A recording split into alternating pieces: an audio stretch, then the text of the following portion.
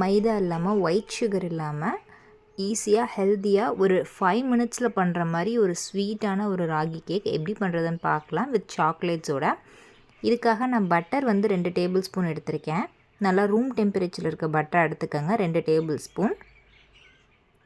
அரை கப் வந்து நாட்டு சர்க்கரை. நீங்கள் இதுக்கு பதிலாக ஒயிட் சுகர் ஆட் பண்ணுறதுனா ஆட் பண்ணிக்கலாம். நாட்டு சர்க்கரை எடுத்துகிட்டு இந்த பட்டர் நல்லா மிக்ஸ் ஆகிற வரைக்கும் நல்லா வந்து கலந்துக்கலாம். ராகி மாவு நான் வந்து முளைக்கட்டின ராகி மாவு தான் எடுத்திருக்கேன். அந்த ராகி மாவை எடுத்து நல்லா மிக்ஸ் பண்ணிவிட்டேன். ஃபஸ்ட்டு ட்ரை இன்க்ரீடியன்ட்ஸ்லாம் ஆட் பண்ணிக்கலாம். கோகோ பவுடர் 1/4 கப் நல்லா மிக்ஸ் பண்ணிக்கலாம். கோகோ பவுடர் போட்டுட்டேன். பேக்கிங் சோடா 1/4 டீஸ்பூன், உப்பு ஒரு பிஞ்ச், சும்மா லைட்டாக உப்பு போடுங்க போதும், ரொம்ப போட வேண்டாம், லைட்டாக போட்டால் போதும். Vanilla essence 1 teaspoon.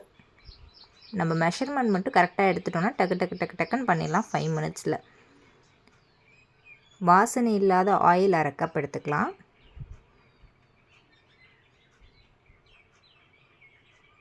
நல்லா மிக்ஸ் பண்ணிக்கலாம், எந்த ஒரு லம்ஸுமே இல்லாமல். ஃபஸ்ட்டு அந்த ஆயில் வந்து பத்தாத மாதிரி தான் இருக்கும். பால் ஊற்றி அட்ஜஸ்ட் பண்ணிக்கலாம். ரொம்பவே ஈஸி அண்ட் ஹெல்த்தியான ஒரு டிஷ் தான். கண்டிப்பாக எல்லோரும் ட்ரை பண்ணுங்கள்.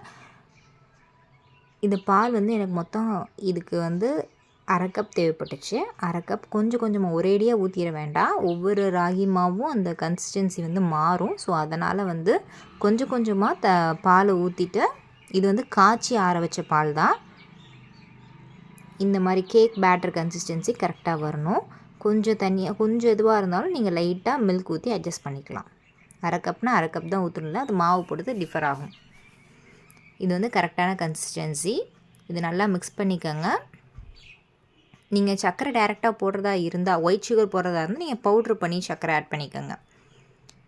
பனியாரக்கல்லில் வந்து நான் வந்து நீங்கள் இதுக்கு பதிலாக ஆயில் கூட விட்டுக்கலாம். நெய் இல்லைனா பட்டர் கூட ஊற்றிக்கலாம். உங்கள் சாய்ஸ் தான், என்ன வேணாலும் ஊற்றிக்கலாம். நெய் ஊற்றினா இன்னும் கொஞ்சம் டேஸ்ட்டு சூப்பராக இருக்கும்.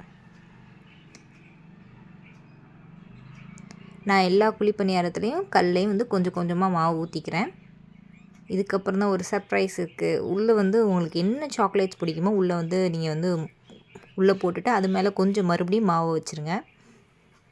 இது வந்து எடுத்து சாப்பிடும்போது இது மெல்ட்டிங்காக இருக்கும், நல்லா டேஸ்ட்டாக இருக்கும். குழந்தைங்களும் விரும்பி சம்திங் டிஃப்ரெண்ட்டாக இருக்குது அப்படின்னு சாப்பிடுவாங்க. ரொம்பவே ஈஸியாக பண்ணிடலாம்.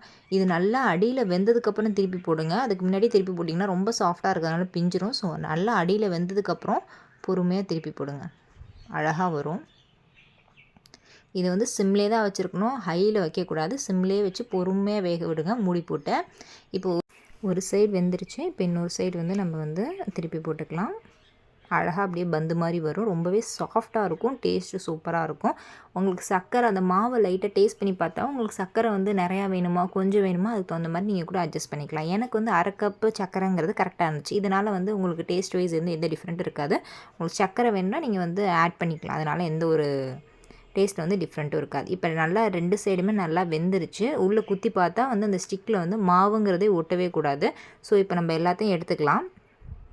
இப்போ நான் ஓப்பன் பண்ணி காமிக்கிறேன். பாருங்கள், தொடும்போதே அப்படியே உதிராக வருது பாருங்கள், சாஃப்டாக இருந்துச்சு.